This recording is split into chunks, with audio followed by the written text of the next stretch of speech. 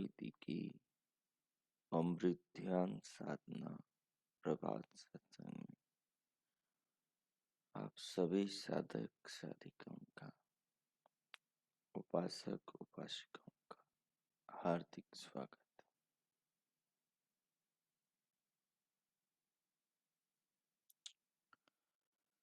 आइए पूर्व की भांति पुनः आज की ब्रह्म वेला में भी हम उन महान प्रभु भगवान सच्चिदानंद परमेश्वर के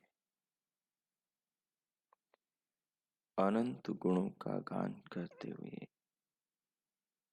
उनकी कृपाओं को जीवन में, शरीर में, जगत में, संसार में अनुभव करते हुए, समझते, जानते, विचारते हुए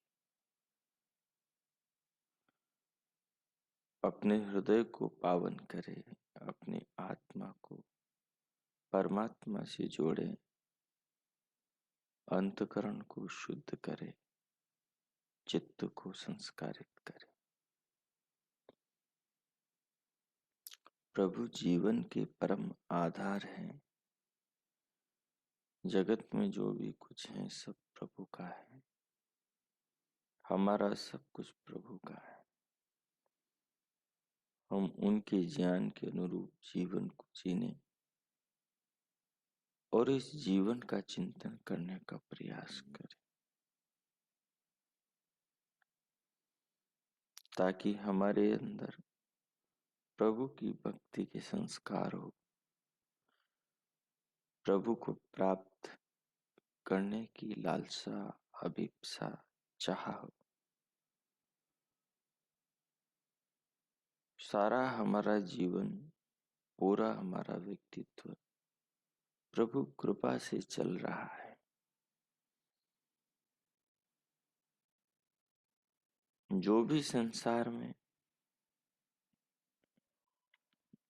जिस किसी रूप में हमें सुख देने में वस्तु समर्थ है, वो सब प्रभु की कृपा से ही है। सो आइए उन महान प्रभु की कृपाओं को जीवन में अनुभव करें, उनका धन्यवाद करें, उनके प्रति हृदय में कृतज्ञता के भाव अनुभव करें, अपने हृदय को पावन करें, चित्त को संस्कारित करें। जिस किसी आसन पर, आलथी पालथी पर आप बैठे हैं, उसे व्यवस्थित कर लें। कमर, पीठ, गर्दन को सीधा रखें।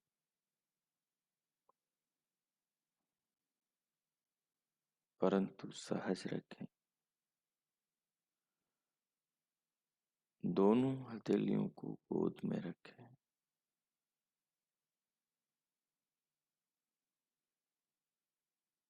नेत्रों को बंद रखते हुए पूरे शरीर को शिथिल करें, ढीला छोड़ें।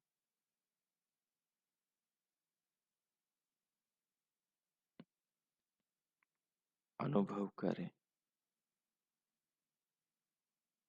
फिर बाहर से भीतर आने वाले प्राण को लंबा, गहरा, लयबद्ध करें।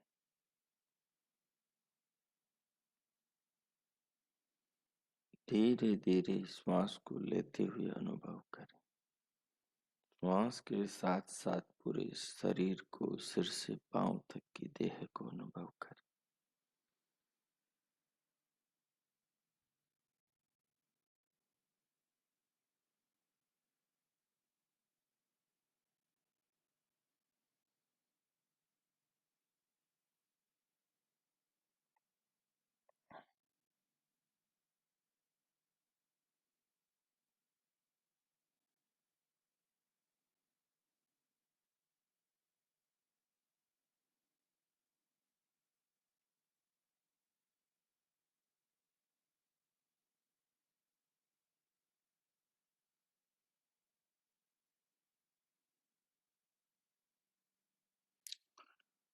भगवान के दिए शरीर को श्वास को अनुभव करते हुए दिव्यनाद को, दिव्य प्रकाश को भी सुने और देखें। जब धीरे धीरे श्वास भीतर बढ़ जाए तो फिर उसे रोककर प्रभु नाम का मानसिक जप करें। जप करते हुए पूरे शरीर को अनुभव करें। भगवान के निज नाम ओम का जप करते हुए। जप का जो अर्थ है सर्वरक्षक, तो इस जीवन की रक्षा प्रभु कर रहे हैं सब प्रकार से। इस भाव में स्वयं को रखते हुए भगवान के नाम का जप करें और पूरे शरीर को स्वयं को उस जप में लीन अनुभव करें। 5 मिनट में मौन होता हूँ, आप ये प्रयोग करें। ओ कीजिए।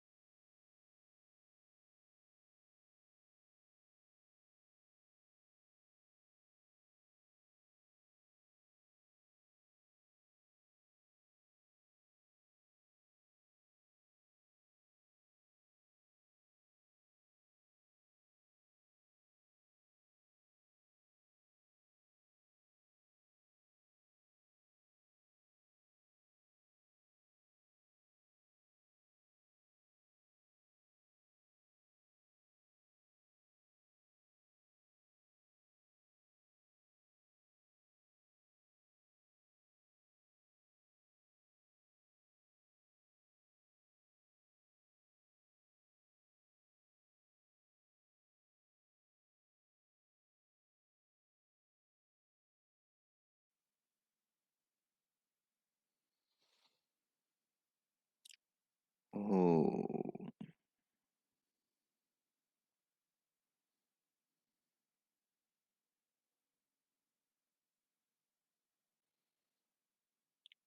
हो इस प्रकार प्रभु कृपाओं को जीवन में अनुभव करते हुए भगवान के निज नाम ओम का जप करते हुए प्रभु को सर्वरक्षक जप के क्षणों में जीवन में उनके शरीर इंद्रियों श्वास प्राण में अनुभव करते हुए दिव्यनाथ दिव्य प्रकाश को जानते हुए अब भगवान के प्रति हृदय से कृतज्ञता प्रेम श्रद्धा अर्पण करते हुए उनका धन्यवाद करते हुए भीतर से स्वयं को बाहर लाए। अपने अंतःकरण को पावन करते हुए चित्त को संस्कारित करते अब भीतर से बाहर स्क्रीन की ओर आए और देखें।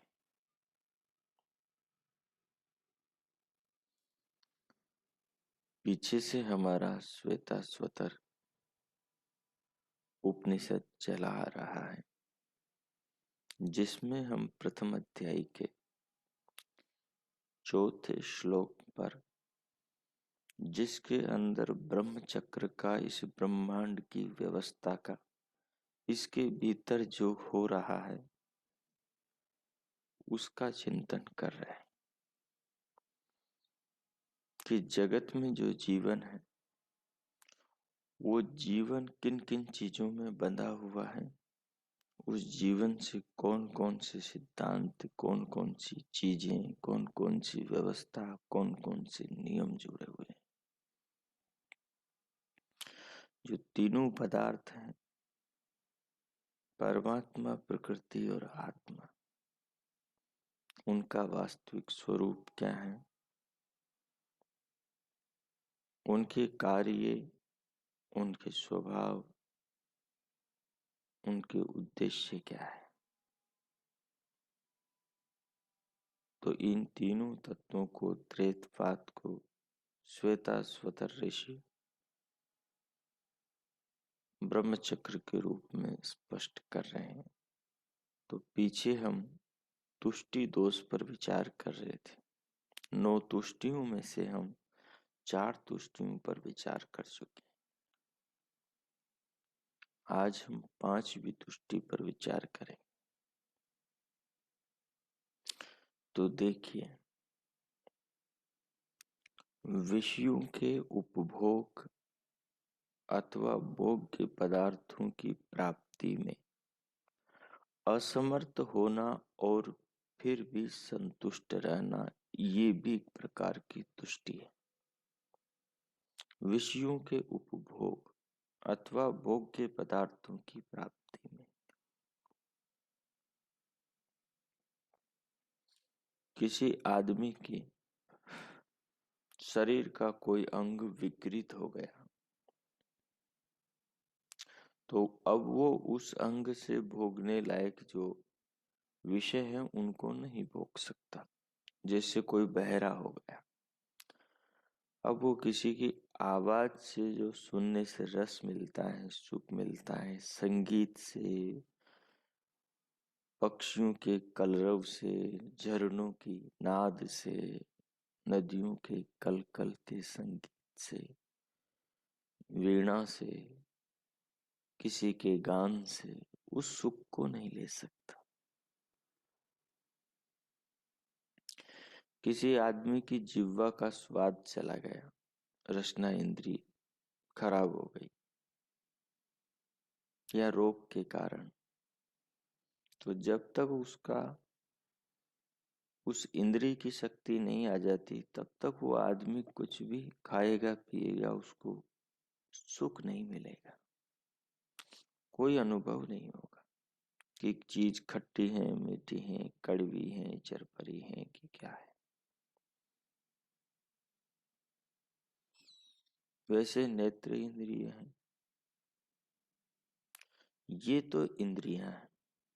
इनके अतिरिक्त एक चीज और भी है, विषयों के उपभोग अथवा भोग्य पदार्थों की प्राप्ति में असमर्थ होना।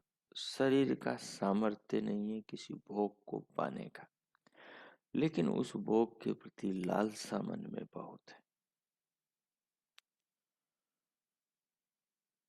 तो उसको भोगने की चाह तो है, भोगना तो चाहता है व्यक्ति, लेकिन अपना सामर्थ्य नहीं, इसलिए संतुष्ट होकर बैठ जाता है कि चलो छोड़ो इसको। अर्थात भीतर दबा हुआ तो है उसको भोगने का संस्कार,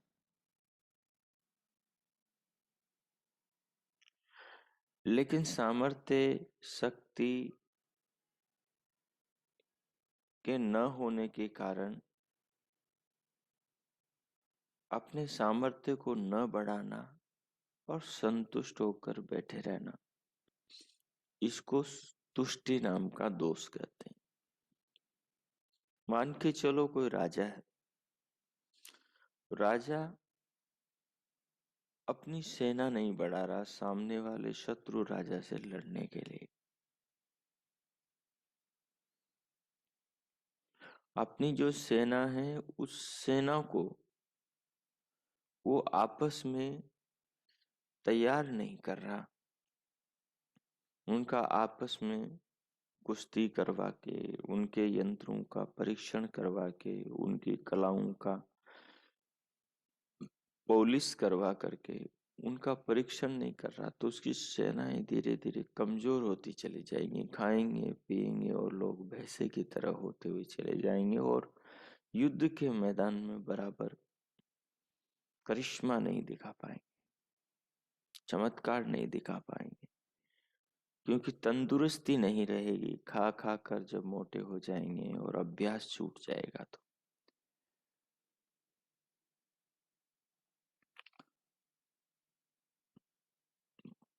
तो शत्रु राजा से लड़ने के लिए जिस सामर्थ्य की जरूरत है, उस सामर्थ्य के न होने के कारण वो इसमें ही संतुष्ट हो गया है कि भाई मेरा तो सामर्थ्य है नहीं इससे लड़ने का, चलो छोड़ो, इसके गुलाम हो जाएंगे। ये तुष्टि दोष है। अपना तो सामर्थ्य है नहीं मुक्ति को पाने का, चलो जो भगवान देगा वो ले लेंगे, जहां नरक में पट डालेगा वहां चले जाएंगे, मेहनत नहीं करेंगे। अब क्या पढ़ना, बुढ़ापा आ गया, अब तो छोड़ो पढ़ाई लिखाई का काम, वो भगवान की भगवान जाने, उसे जो करना होगा हमारे साथ में कर देगा। ये तुष्टि दोष है। अपनी असमर्थता को जानकर संतुष्ट हो जाना। अब मेरी सेना में शक्ति नहीं है, अब राजा से लड़ नहीं सकती, तो जो होगा सो हो जाएगा, हो जाएंगे गुलाम। ये तुष्टि दोष खतरनाक है।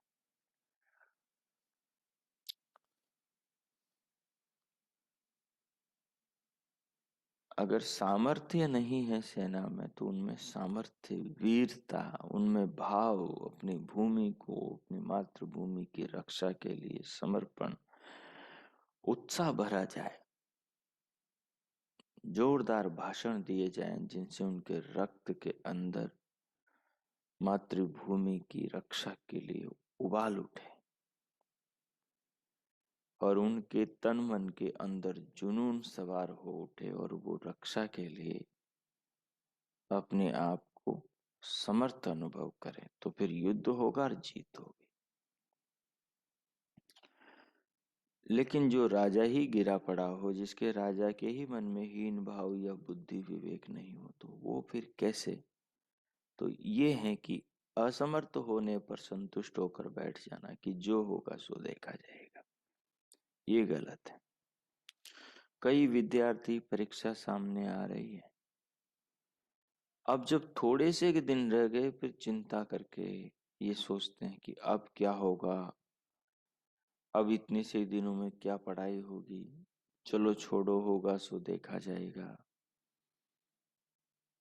जितने अंक आएंगे उनमें से पास तो हो ही जाएंगे, सप्लीमेंट्री से हो जाएंगे, सेकंड थर्ड डिवीजन आ जाएंगे।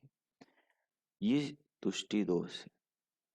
व्यापार करता है आदमी, सुबह उठता है, टक टक दुकान पे जाकर बैठ जाता है, व्यापार में बढ़ोतरी नहीं हो रही है, ग्राहक नहीं आ रहे हैं, नए लोगों को उसके व्यवसाय का पता नहीं लग रहा है, वो क्या काम करता है, क्या चीजें बनाता बेचता है, किसी को पता ही नहीं चल रहा है, तो उसका व्यापार उतना अच्छा नहीं चल रहा है।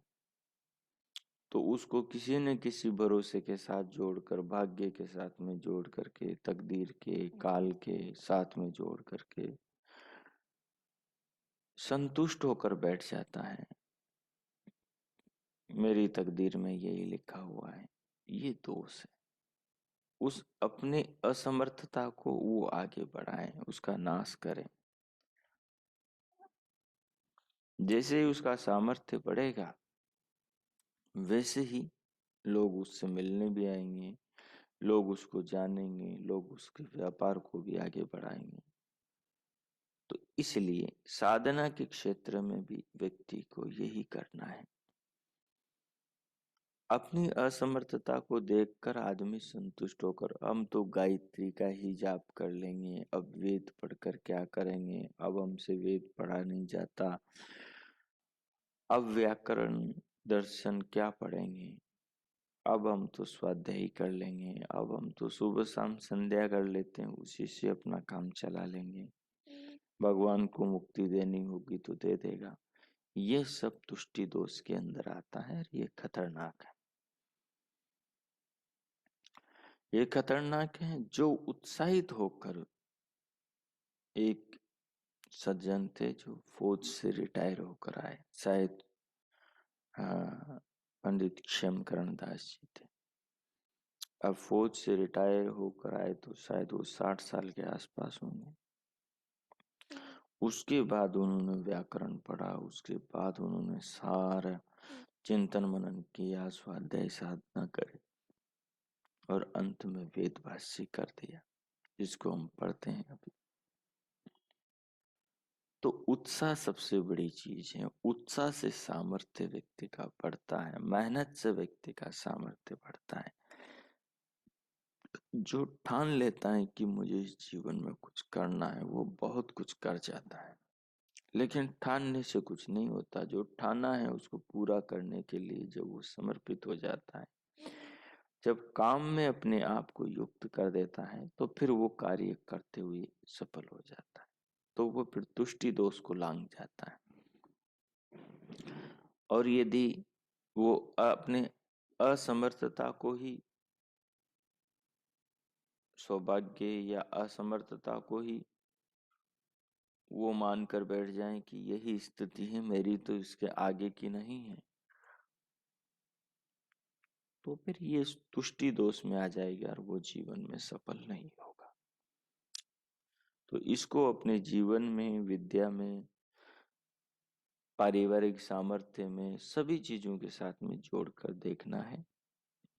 अगला है धनोपार्जन में नाना प्रकार के झंझटों को देखकर धन न कमाना, विषय भोगों की प्राप्ति के साधन न जुटाना, उत्तरोत्तर उच्चतर सफलताओं की प्राप्ति न करना। ये एक बड़ी बात है। आदमी बहुत इच्छाएं रखता है, वो अच्छे कपड़े पहनना चाहता है, वो अच्छी गाड़ियों में घूमना चाहता है, वो आकाश में हवाई जहाज में उड़ना चाहता है, वो जहाज में बैठ के समुद्र की सैर करना चाहता है, वो अच्छे पीताम्बरी वस्त्र पहनना चाहता है, अच्छी अच्छी चीजें खाना पीना चाहता है, वो सांसारिक सारे वैभवों का आनंद लेना चाहता है। लेकिन सब ये चीजें मिलती है धन से। जिसके पास में धन होगा, सब कुछ उससे वैभव मिलेगा। और भगवान ने शरीर, बुद्धि, देह, अंग प्रत्यंग और दिमाग, मन, बुद्धि, ये सब इसलिए ही तो दिए हैं कि संसार में मनुष्य धन वैभव से परिपूर्ण होकर जीवन का आनंद ले, आत्म उन्नति भी करे, संसार के विषयों का भोग करके उनसे ऊपर भी उठे। जिस आदमी ने संसार की वस्तुओं का भोग नहीं किया, उसकी लालसाएं कैसे मिटेगी? उसका तो मन उन्हीं में चिपका रहेगा। इसलिए प्राय मैं कहता हूँ कि ध्यान साधना आत्म उन्नति में भी उन लोगों का ही मन लगता है जो रोटी कपड़े से ऊपर उठ गए, जो रोटी कपड़े के पीछे दिन रात भाग रहे हैं, जिनकी जरूरतें अभी पूरी नहीं हुई हैं, जिन्होंने धन कमाकर अपने सामर्थ्य को बढ़ाकर अपने शेष जीवन को व्यवस्थित किया ही नहीं है, उन लोगों का ध्यान में, साधना में, प्रभु भजन में अंतर्मुखी होकर अंदर के रहस्यों को समझने में मन नहीं लगेगा, चित नहीं लगेगा। इसलिए इसलिए समय के साथ में धन का उपार्जन अनिवार्य है। उसमें आने वाले झंझटों को देख करके धन कमाने को छोड़ देना ये गलत बात है। जो जितना है उसी में संतुष्ट हो जाना ये गलत बात है। धर्म पूर्वक धन कमाना चाहिए, उससे सुख भी मिलता है और प्रकृति को भोगने से प्रकृति के प्रति चित्त धीरे धीरे तृप्ति भी हो जाता है कि ये सारे सुख 10 बार 50 बार 1000 बार लाख बार हमने खा पी कर खूब अच्छी तरह भोग भाग करके देख लिए। ढाक के 3 पात घूम करके वही स्थिति आती है। अब 10 बार खीर खा ली हमने, खीर खाने के बाद में तृप्ति हो जाती है और उसको फिर खाने का मन नहीं होता। लेकिन 2 दिन 4 दिन 8 दिन महीना निकलता है, फिर से खीर खाने का मन होता है। हर भोग की यही स्थिति है संसार में। चाहे कपड़ों की भी स्थिति वही स्थिति है और बाजार की चीज खाने की भी वही स्थिति है, आभूषणों की भी वही स्थिति है। जब तक नहीं डाला गले में तब तक बड़ा प्यारा लगता है, डाल दिया हाथ में, गले में और पाँव में, तो फिर उसके बाद में वो भी चुभने लगता है, वो भी जलने लगता है। गर्मी में देखो कोई कपड़ा भी अच्छा नहीं लगता।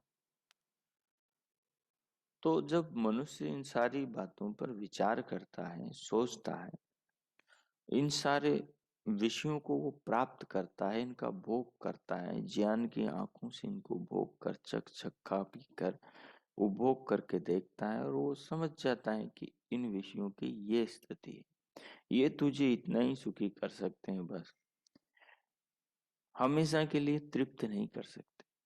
भाई एक बार ये चीज खा ली तो दोबारा उसके खाने का मन ही नहीं होगा।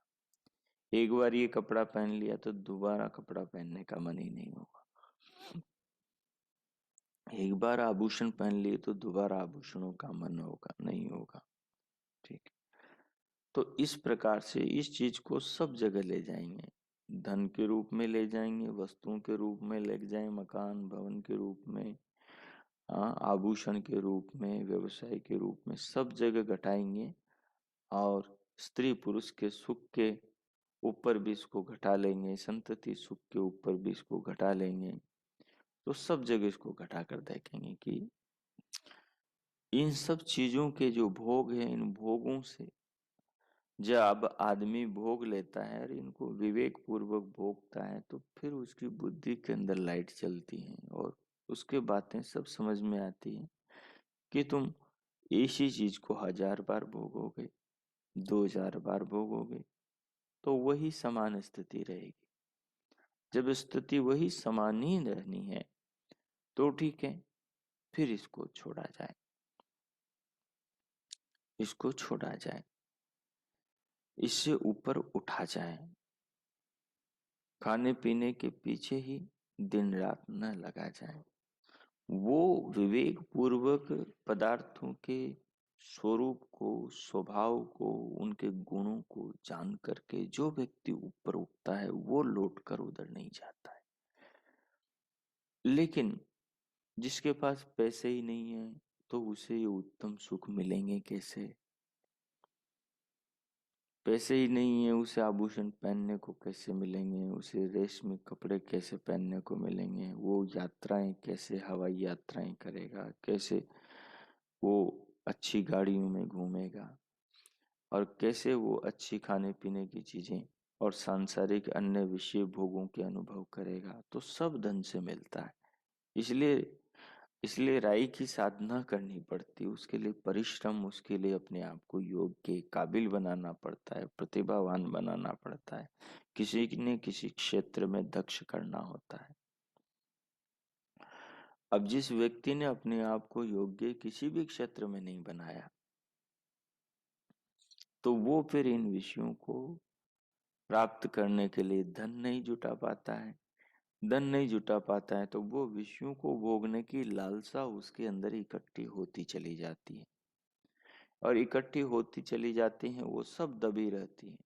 वही लालसाएं उसकी आत्मा को पकड़ करके, वही संस्कार उसकी आत्मा को पकड़ करके अगले जन्मों में उन्हीं विषय वाली योनियों में ले जाते। फिर जो इच्छाएं यहाँ पूरी नहीं हुई, वो इच्छाएं वो आगे पूरी करता है। यदि यहाँ फिर उन्होंने धन के अभाव में कुछ छोटे मोटे अच्छे बुरे कर्म किए, पाप कर्म किए, तो फिर उनको भोगने के लिए पहले वो दूसरी योनियों में भी जा सकता है। तो इसलिए धनोपार्जन में नाना प्रकार के झंझटों को देख करके धन न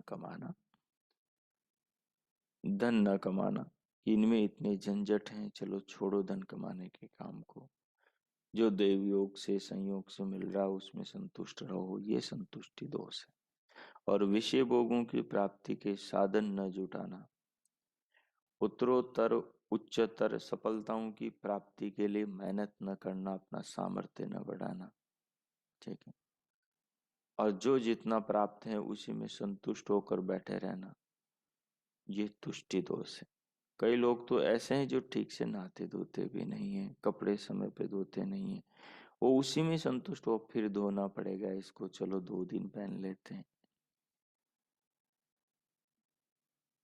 खाने पीने की चीजों में फिर वहां जाएंगे, सब्जी लेकर आएंगे, चलो इसी से ही काम चला लेते हैं। कई महिलाएं भी ऐसी आलसी होती हैं। तो कई चीजें ऐसी जीवन में होती हैं। तो इसलिए ये जो दोनों दोष हैं, ये दोष भी जीवन में बड़े व्यक्ति की उन्नति में बाधक है। तो हमें इन पर विचार करना चाहिए, और हमारे जीवन में यदि ये हैं तो हमें इनको अपने जीवन से दूर करना चाहिए। तो इस प्रकार से आज हमने दो और भी इन पर विचार कर लिया, तुष्टि दोषों पर, 5 और 6 पर। आगे हम 7वें और 8वें तुष्टि दोष पर विचार करें। इनको संक्षेप में आप समझ करके एक एक वाक्य में, एक एक पंक्ति में लिख लें, ताकि आपकी स्मृति में बैठ जाए। अब इन दोनों तुष्टि दोष पर आप आत्मचिंतन करेंगे 2 मिनट, और भगवान का धन्यवाद करेंगे। आज के पाठ को इतना ही रखेंगे। मैं मौन होता हूँ, 2 मिनट आप मौन हो जाएं, और उसके बाद में फिर कक्षा की समाप्ति पर एक सूचना है, तो सूचना सुनकर जाएंगे। ओ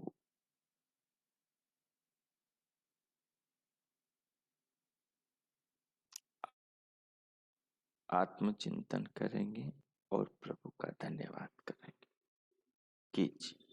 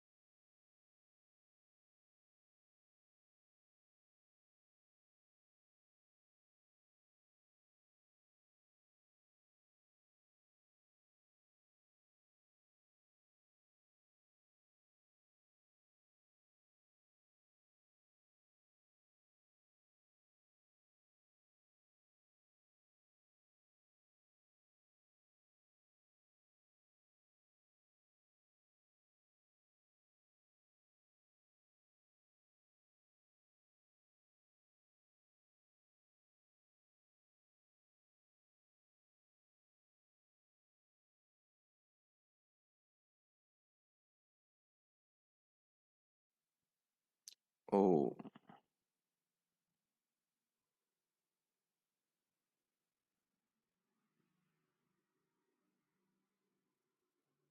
ओम।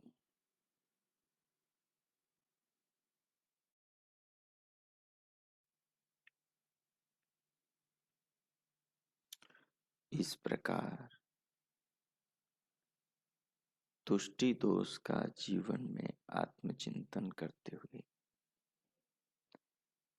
कि कहीं हम भी अपने सामर्थ्य को न बढ़ाकर प्राप्त शक्ति में, निम्न साधनों में, निम्न सामर्थ्य जो उन्नति को प्राप्त कराने में असमर्थ हैं, उसी में संतुष्ट होकर तो जीवन में नहीं बैठे हैं। यदि ऐसा है तो इस दोष को हम दूर करें, अपने संकल्प को और अपने लक्ष्य को ऊंचा रखें, अच्छा रखें, बड़ा बनाएं और उसके लिए अपनी शक्ति को बढ़ाएं, अपने सामर्थ्य को बढ़ाएं और तुष्टि दोष को जीवन से दूर करें। भगवान ने हमें ये जीवन मनुष्य का, मानव का दिया है। ये जीवन का जो उद्देश्य है, उस उद्देश्य की ओर स्वयं को आगे बढ़ाएं। भगवान से जो जीवन मिला है, उस जीवन के लिए, प्राणों के लिए, साधनों के लिए, शक्तियों के लिए प्रभु का धन्यवाद करते हुए उनके प्रति कृतज्ञता अर्पण करते हुए अपने अंतकरण को उनके भावों से, स्मरण से पावन पवित्र करते हुए, संस्कारित चित्त को करते हुए अब हम शांति पाठ करें।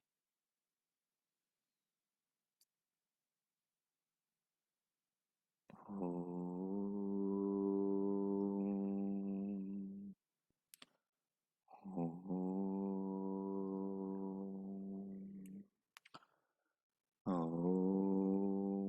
शांति शांति शांति। ओम।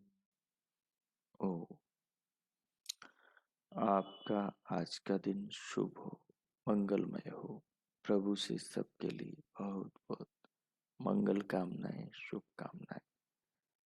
भगवान की कृपा से प्रभु से मिले इस जीवन का हम सदुपयोग करें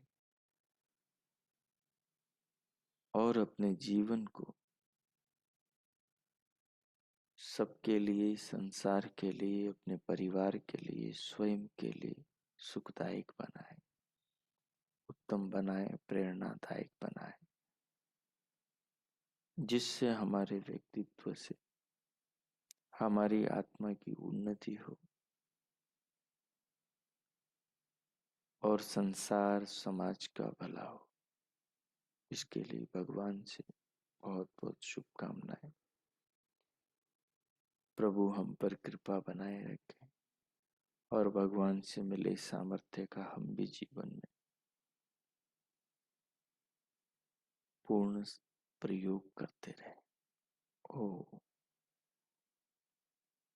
आज के पाठ को इतना ही रखेंगे। ओ